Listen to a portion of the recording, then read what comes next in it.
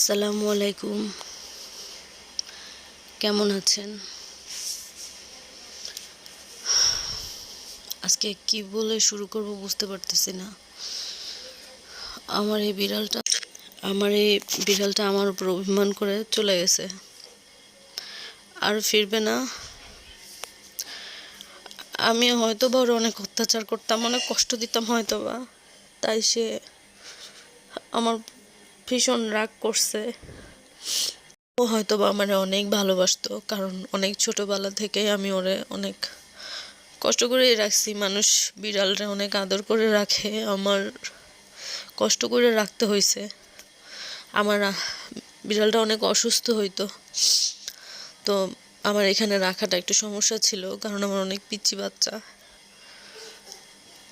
ওরে নিয়ে আমি আমার এক আপন মানুষের বাড়ির সিঁড়ির নিচে একটু জায়গা দিতে বলছিলাম, দেয় নাই। বৃষ্টিতে ফালাই দিছে, বারবার ওয়ার্নিং দিছে নিয়ে যাওয়ার জন্য। শেষে আমি বৃষ্টিতে ভিজে ওরে নিয়ে আসছিলাম। অনেক কাহিনী আছে ওরে নিয়ে, আজকে ওগুলো মনে পড়লে অনেক কষ্ট লাগে। আমি অনেক জোর ঝামেলায় থাকতাম, তাই মাঝে মধ্যে ওর ইমোশনটা বুঝতাম না। ও ভাবতো আমি হয়তো বা ওরে দেখতে পারি না। আসলে যখন যখন কোনো কিছু হারায় যায়, আমরা তখন তার মর্ম বুঝতে পারি, তার আগে বুঝতে পারি না। আমি ওরে বারবার তাড়াই দিতাম, বাইরে থাকতে বলতাম, কিন্তু ও থাকতো না, দৌড়ায় চলে আসতো, গায়ে গায়ে ঘেঁষতো। আমি ওরে অনেক মিস করতেছি। কিছু ইমোশন আসলে শোনার মতো কেউ থাকে না, তো খুবই খারাপ লাগতেছে আমার এই সময়ে। খারাপ লাগাটা আসলে খুবই আমার জন্য ক্ষতিকর। সো কোথায় বলে মনটা হালকা করব, তাই এখানেই বললাম।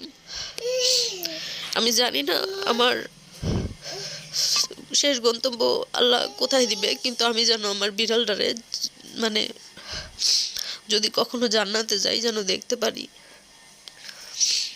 আর আমার একটা অনেক আগে কুকুর ছিল,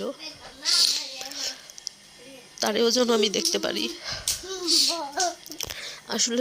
আসলে না, মানুষের চেয়ে এরা এরা তার মনিবরে এত ভালোবাসে, বোঝানো মুশকিল। মানুষ বেইমান হয়, খুবই বেইমান হয় মানুষের জন্য। মানুষ খুবই কষ্ট করে, কিন্তু আসলে তারপরও মানুষ বেইমানি করে, অনেক অনেক কিছু করে, কিন্তু বাট অসহায় এই প্রাণীরা কখনো বেইমানি করে না, তারা বুঝে না।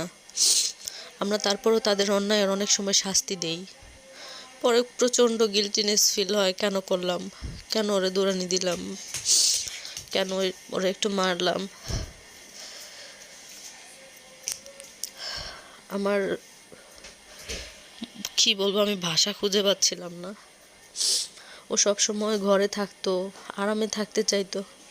আজকে ওরে আমরা দূরে একটা জঙ্গলে মাটি চাপা দিয়ে আসছি। হয়তো বা মানুষ মরলে যেমন গন্ধ বেরোয়, পশু পাখি মরলেও তো তাই না? তো ভাবলাম মানুষের কষ্ট না দিয়ে মাটি চাপা দিয়ে দেই। ওরে একা একা রাইখে আসছি, ও খাওয়ার জন্য আর চিল্লাপাল্লা করবে না, আর আমাদের বিরক্তও করবে না, আমরা ওর প্রতি রাগ করব না। হয় না, মানুষের জীবনে অনেক বিভিন্ন রকমের প্যারা থাকে, সো অনেক সময় আমরা অনেক ইমোশন বুঝি না, অনেক সুইটনেসটাও বুঝি না অনেক সময়। আসলে হারায় যাওয়ার আগে তারে একটু যত্ন নেওয়া উচিত, তাহলে হয়তো বা প্রিয় জিনিসগুলি আর হারায় যাবে না। উপরে শুকনা পাতা টাতা দিয়ে আসছি, যাতে কুকুর টুকুর না উঠায় ফেলায়। যাওয়ার সময় বারবার তাকাইতেছিলাম, মানে কেমন জানি বুকের ভিতরে একটা শূন্যতা কাজ করতেছিল, খুবই খারাপ লাগতেছিল। মনে হইতেছিল কি যেন নাই, ও এখানেই মরছিল। এইখানে ওই যে ভাত দিয়েছিলাম রাতের বেলা দুধ দিয়ে, খায় নাই সে আর খাবেও না কোনো দিন।